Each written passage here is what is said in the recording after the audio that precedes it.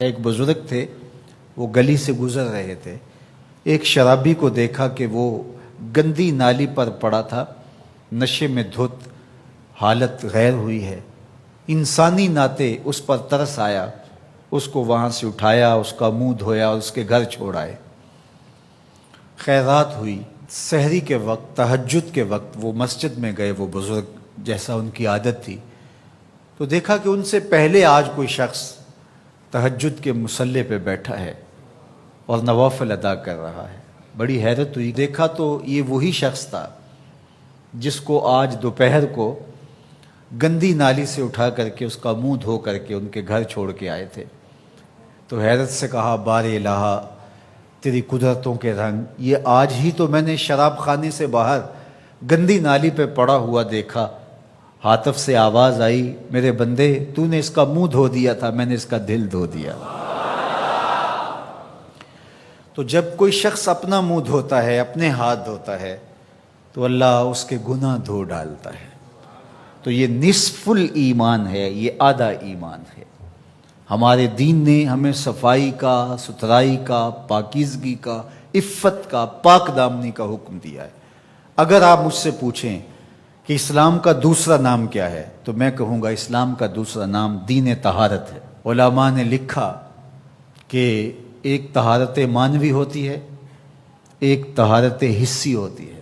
ہمارا دین متقاضی ہے اس بات کا کہ ہمارا دل شرک سے، کفر سے پاک ہو، ہمارا دماغ غرور سے، تکبر سے، اور ہمارا عمل ریا سے، ہمارا دل تصنع سے، بناوٹ سے، حقد، کینے اور بغض اور نفرتوں سے پاک ہو۔ مانوی نجاست سے ہم اپنے آپ کو پاک کریں۔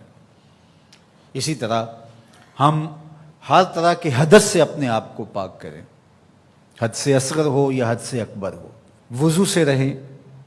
وضو پر وضو کرنا مستحب ہے اور یہ قربت الہی کا ذریعہ ہے، اور ہر وضو کے ساتھ مسواک کرنا مستحب ہے، اور اگر مسواک نہیں ہے تو آپ انگلی کے ساتھ اپنے دانتوں کو صاف کریں۔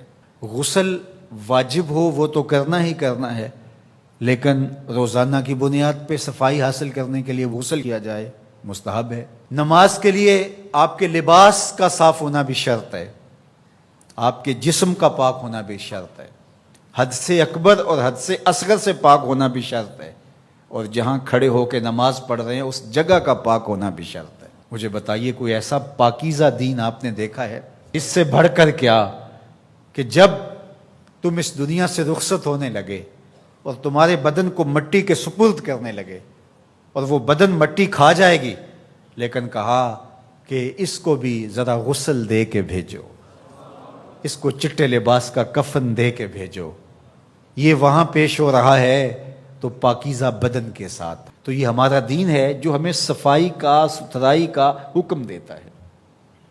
اپنے ماحول کو پاک رکھیں، ماحول کو ستھرا رکھیں۔ دنیا کے اوپر بسنے والی قومیں جب ترقی کی راہوں پہ گامزن ہوتی ہیں تو وہ ان چیزوں کا بہت خیال رکھتی ہیں۔ ہم جب ترقی کی راہوں پہ گامزن تھے تو اس وقت ہماری ستھرائی کی، ہماری پاکیزگی کی، ہماری عفت کی مثالیں دی جاتی تھیں۔ جب پیرس کی گلیوں میں کیچڑ تھا، بغداد عروس البلاد کہلاتا ہے۔ آج مسلم دنیا کے شہروں کی کہانی دیکھ لیجئے، کہا جاتا ہے فلاں ایشیا کا گندہ ترین شہر ہے، فلاں دنیا کا گندہ ترین شہر ہے۔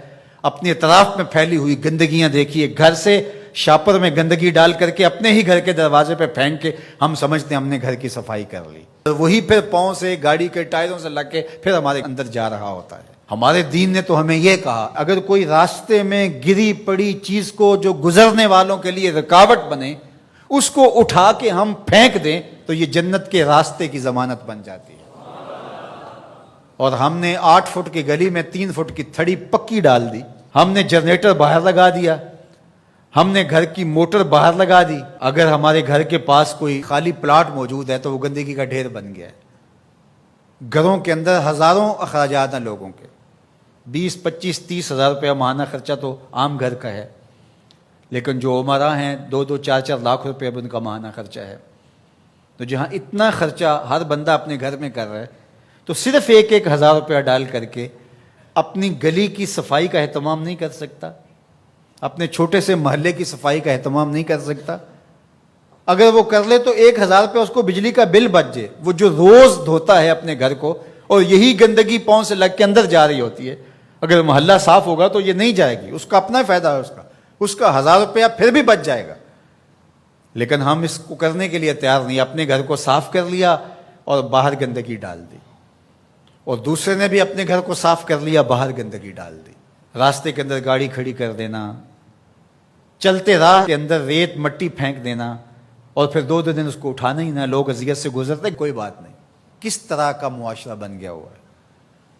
کس طرح بندہ گوارا کرتا ہے کہ اس نے سڑک پہ موٹر سائیکل کھڑی کی ہوئی ہے اور پیچھے ٹریفک رکی ہوئی ہے، اور وہ مزے سے جو ہے وہ اندر سے کلفی لے رہا ہے، کوئی اور چیز لے رہا ہے، اور لوگ ہارن بجا رہے ہیں، اور کہتا ہے بہ جو تنو آگے لگی ہے، وہ کہتے ہیں جی اس نے بھی تو روکا ہوا تھا، مجھے کیا ہے؟